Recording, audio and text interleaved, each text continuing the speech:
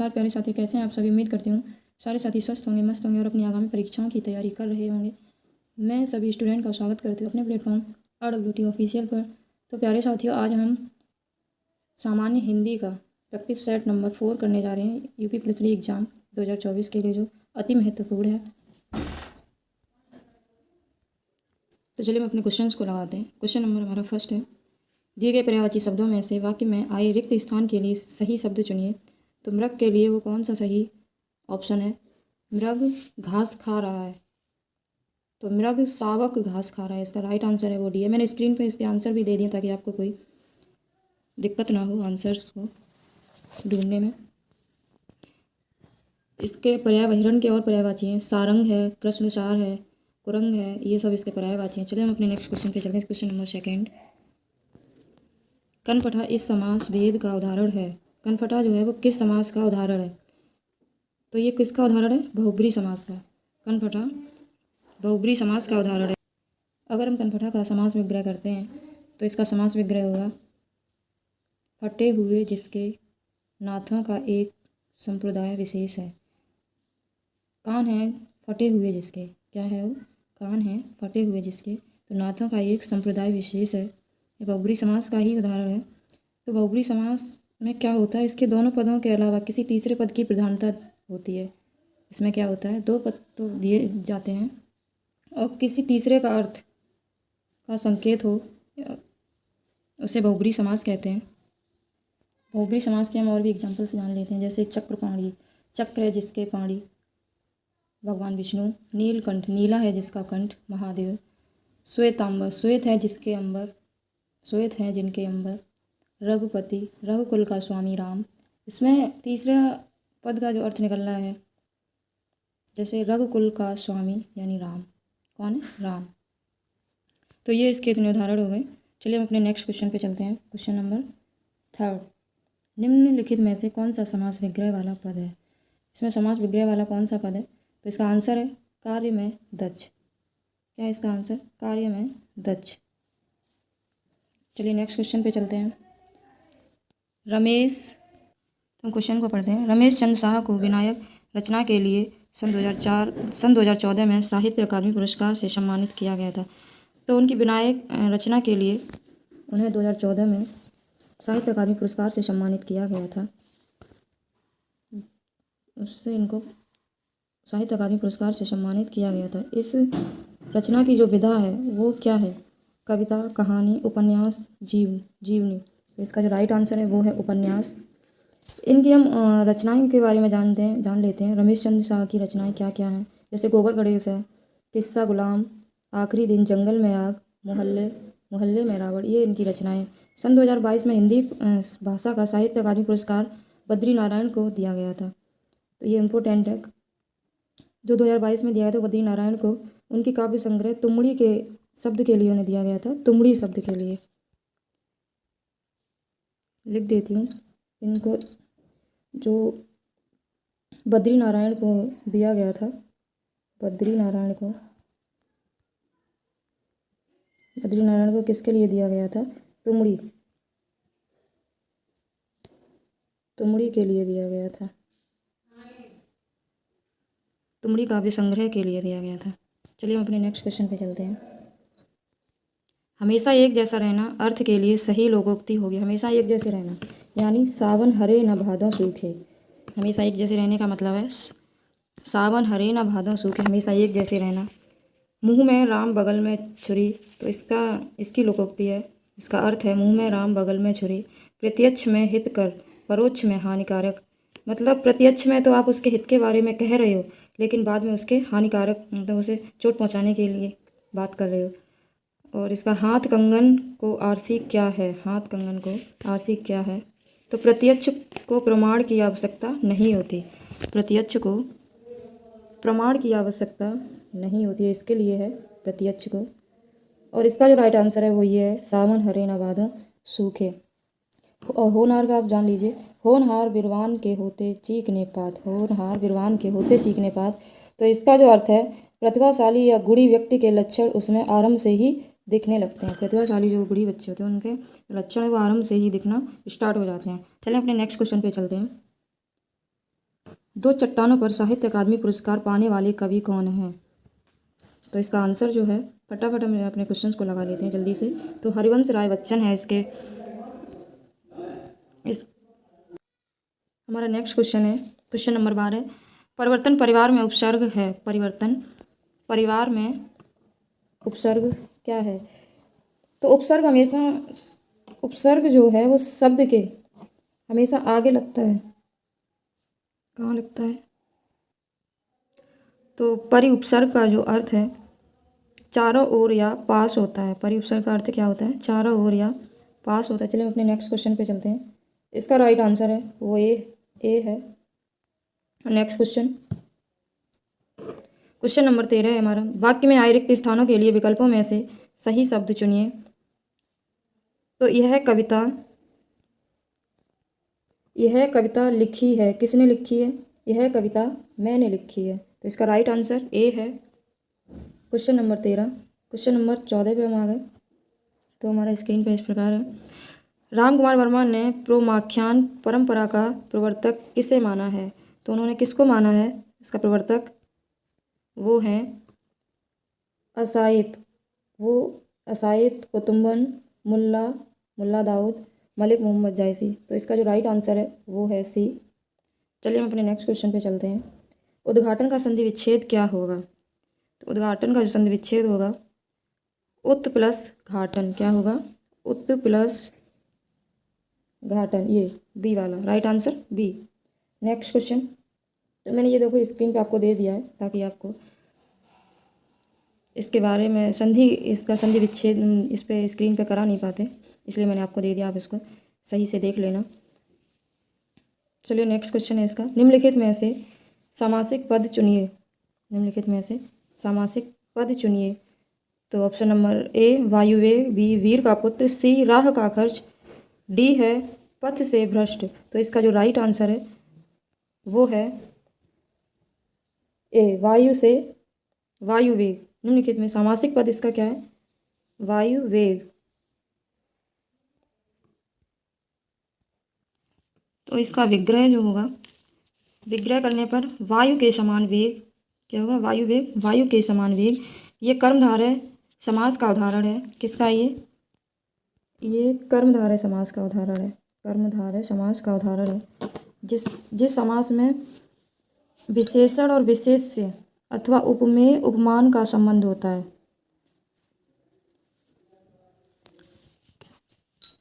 जिसमें उपमेय उपमान का संबंध होता है। जैसे नीलांबर, नीला है जो अंबर, परमेश्वर, परम है जो ईश्वर। ये सब इसके हो गए। अब हम जैसे इसके वीर का पुत्र, तो वीर का पुत्र, राह का खर्च, पथ से भ्रष्ट, ये सब उसके तत्पुरुष समास के उदाहरण हैं। ये तीन जो हैं, ये वाले तीन, ये मतलब सी राह का खर्च, वीर का पुत्र, पथ से भ्रष्ट, ये तत्पुरुष समास के उदाहरण हैं। और ये वायुवेग है वो हमारा सामासिक पद है, कर्मधारय समास का उदाहरण है। चलिए हम नेक्स्ट क्वेश्चन पे चलते हैं अपने। Question number 17। निम्नलिखित में से सही वाक्य पहचान। इसमें मैं क्या पहचाने? सही वाक्य। मुझे बहुत आनंद आती है तो गलत है। मुझे बहुत आनंद आते हैं गलत है। ये मुझे बहुत आनंद आता है ये सही है। तो क्या है? मुझे बहुत आनंद आता है। क्वेश्चन नंबर सी ये इसका राइट आंसर है। चलिए हम अपने नेक्स्ट क्वेश्चन पे चलते हैं। Question number 18।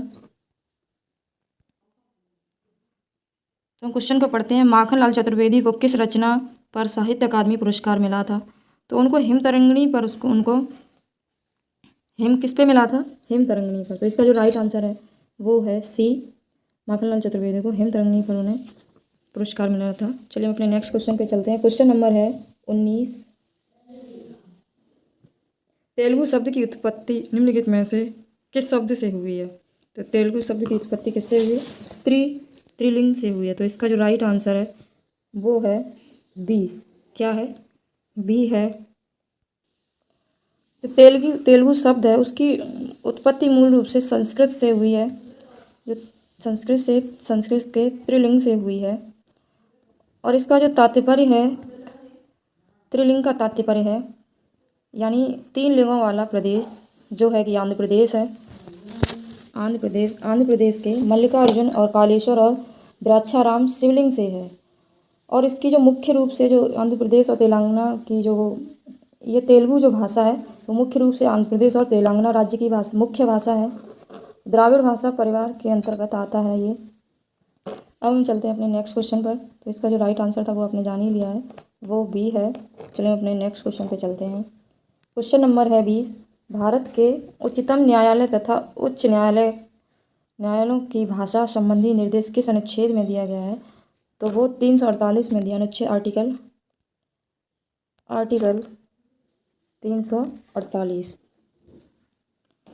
भारतीय संविधान अनुच्छेद 348 उच्चतम न्यायालय और न्यायालयों में प्रयोग की जाने वाली भाषा से जुड़े निर्देशों से संबंधित रखता है।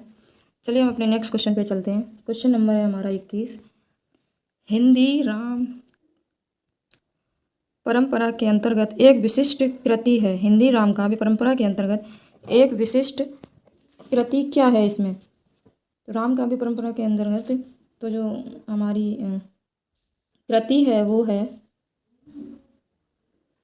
मेरी जो कृति है वो है ए रामचंद्रिका। क्या है? रामचंद्रिका।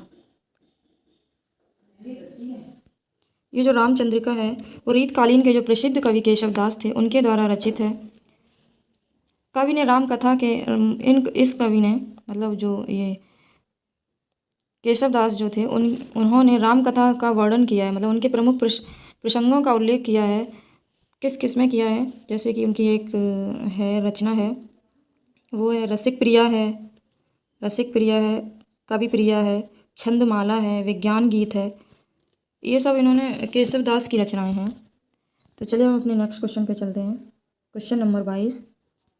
जहाँ दो या दो से अधिक धातुओं का प्रयोग साथ साथ किया जाता है वह क्रिया कहलाती है। जहाँ दो धातुओं का एक साथ प्रयोग किया जाए, जहाँ मतलब एक से अधिक चीज़ों का प्रयोग किया जाए तो वहाँ क्या हो जाता है? संयुक्त। कौन सी क्रिया हो जाएगी वहाँ? वहाँ संयुक्त क्रिया। तो इसका आंसर है वो है इस 22 का जो आंसर है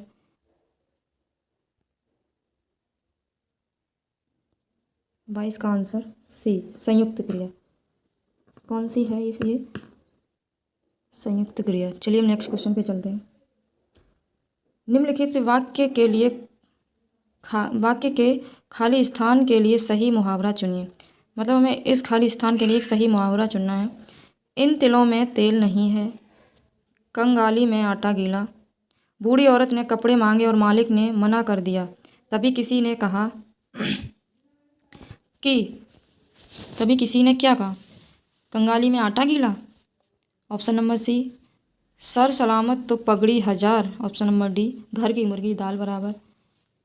तो इन ऑप्शंस में से कौन सा इसमें ऑप्शन सही बैठ रहा है? वो है ए, इन तिलों में तेल नहीं है। तो इसका अर्थ ये है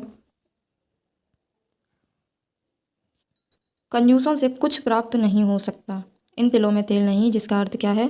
कंजूसों से कुछ प्राप्त नहीं हो सकता। चलिए हम और ये जो 3 मुहावरे अक्षर दिए इनको भी, इन ऑप्शंस को भी हम जान लेते हैं। कंगाली में आटा गीला, इस मुहावरे का सही अर्थ है कि विपत्ति पर दूसरी विपत्ति आ जाना। घर की मुर्गी दाल बराबर, अपने घर में गुड़ी योग्य व्यक्ति को कम सम्मान मिलता है। ये सही बात है। अपने घर में अगर गुड़ी व्यक्ति है तो उसको सम्मान कम मिलता है। तो इसका जो राइट आंसर है इन तिलों में तेल नहीं। इसका हमने अर्थ तो आपको बता ही दिया था कि कंजूसों से कुछ प्राप्त नहीं हो सकता। चलिए हम अपने नेक्स्ट क्वेश्चन पे चलते हैं। ये देखिए मैंने आपको बता भी दिए हैं, स्क्रीन पे दे दिए हैं, आप बाद में भी इन्हें पढ़ सकते हैं। इन मुहावरों के इम्पोर्टेंट मुहावरे यूपी पुलिस के लिए। क्वेश्चन नंबर है 24। वाक्य में आए रिक्त स्थान के लिए विकल्पों में सही शब्द चुनिए। गांव के लोगों को कहते हैं, क्या कहते हैं? गंवार व्यक्ति, गांवोरा व्यक्ति, या देहाती व्यक्ति, या ग्रामीण व्यक्ति, क्या कहते हैं? तो इसका जो राइट आंसर है वो है बी। क्या है? ग्रामीण। गांव के व्यक्ति को हम क्या कहेंगे? ग्रामीण व्यक्ति। नेक्स्ट क्वेश्चन है हमारा, निम्नलिखित में किस शब्द का वचन एक सा नहीं रहता? तो किसका वचन एक सा नहीं रहता? चाचा, काका, फूफा। तो किसका नहीं रहता? बेटा का। बेटा का एक सा वचन नहीं रहता है। जैसे काका, चाचा, फूफा, इनका चाहे एक वचन हो एवं बहुवचन हो, इनके जो अर्थ हैं वो एक से ही रहते हैं। और बेटा शब्द का अगर हम वचन अगर बनाते हैं, एक वचन करेंगे तो बेटा, बहुवचन करेंगे तो बेटे, तो इनका क्या है, वचन एक सा नहीं रहता है। तो इसका सही आंसर है वो ए है। अब हम चलते हैं अपने अगले क्वेश्चन पर। रामविलास शर्मा को साहित्य अकादमी पुरस्कार किस वर्ष प्रदान किया गया था? तो ये उनको साहित्य अकादमी पुरस्कार 1970 में मिला था, वर्ष 1970 में मिला था। उनकी रचना निराला, किसके लिए मिला था? उनकी रचना निराला के लिए साहित्य साधन ये उनको मिला था। चलिए हम अपने नेक्स्ट क्वेश्चन पे चलते हैं। या लिख देती हूँ मैं आपको किसके लिए मिला था। निराला के लिए।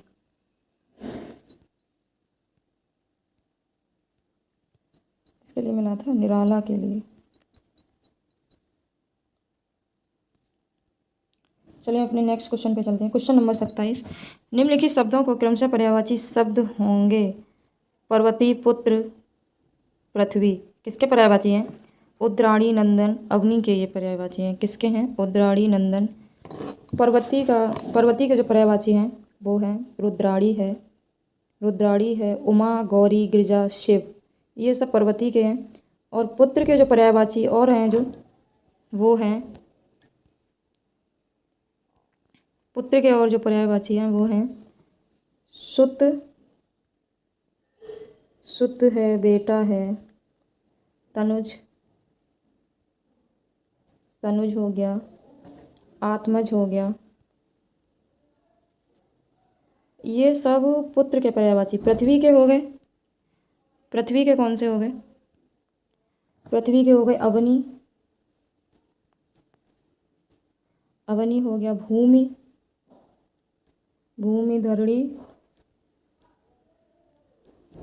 धरणी, भू,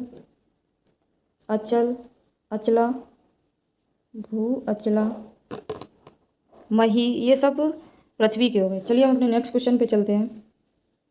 विज्ञान में कौन सा उपसर्ग लगा है? तो कौन सा लगा है विज्ञान में? वी प्लस ज्ञान। अगर इसका विग्रह करते हैं तो वी प्लस ज्ञान यानी विज्ञान। उपसर्ग हमेशा वाक्य के आगे लगता है। उपसर्ग हमेशा वाक्य के आगे लगता है। चलिए हम अपने नेक्स्ट क्वेश्चन पे चलते हैं। क्वेश्चन नंबर है 29। गणपति चंद्रगुप्त ने हिंदी का प्रथम कवि किसे माना था? तो इन्होंने अपना प्रथम कवि किसे माना था? तो शलिभद्र सूरी को माना था। किसको माना था? शलिभद्र सूरी को माना था। चलिए अपने नेक्स्ट क्वेश्चन पे चलते हैं। क्वेश्चन नंबर है 30। महाजनी शब्द में प्रयुक्त प्रत्यय क्या है? प्रत्यय हमेशा वाक्य के इस शब्द के बाद में लगता है, उपसर्ग आगे लगता है। तो महाजनी, तो इसमें प्रत्यय कौन सा है? ई प्रत्यय। क्या है? ई प्रत्यय। तो इसका जो राइट आंसर है वो है बी है। चलिए हम अपने नेक्स्ट, ये इम्पोर्टेंट है महाजनी। जो भी करा रहे हैं ये क्वेश्चन सारे आए हुए हैं किसी न किसी परीक्षा में, यूपी पुलिस के ही, चाहे वो जेल वार्डन हो गया, उसी का ये प्रैक्टिस सेट है। हमारा नेक्स्ट, प्रत्येक इस संधि भेद का उदाहरण दीजिए। प्रत्येक का संधि भेद का उदाहरण क्या है? तो सी है, यड़ संधि का है। ये किसका है? यड़ संधि का है ये। तो इसका जो राइट आंसर है वो है सी। चलिए हम अपने नेक्स्ट क्वेश्चन पे चलते हैं। क्वेश्चन नंबर है 33। राष्ट्र में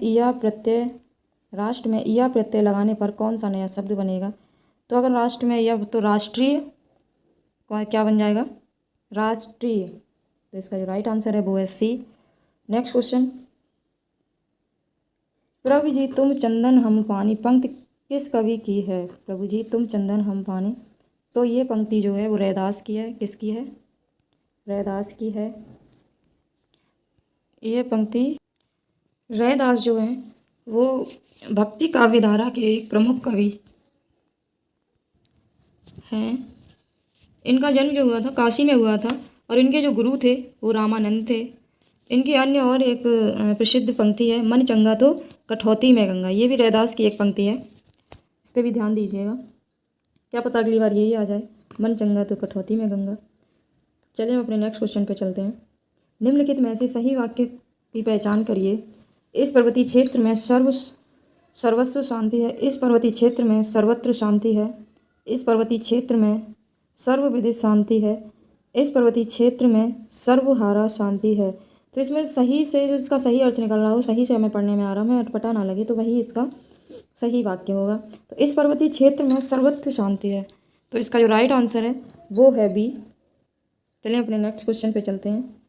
सॉरी, ये दोबारा आ गया, हमारे क्वेश्चन ख़त्म हो गए। तो ये आज हमने 4th प्रैक्टिस सेट ख़त्म कर लिया। अब हम 5th practice set next video में करेंगे। अगर आपको मेरी वीडियो ये पसंद आए तो चैनल को सब्सक्राइब करें, वीडियो को लाइक करें। Best of luck, thank you.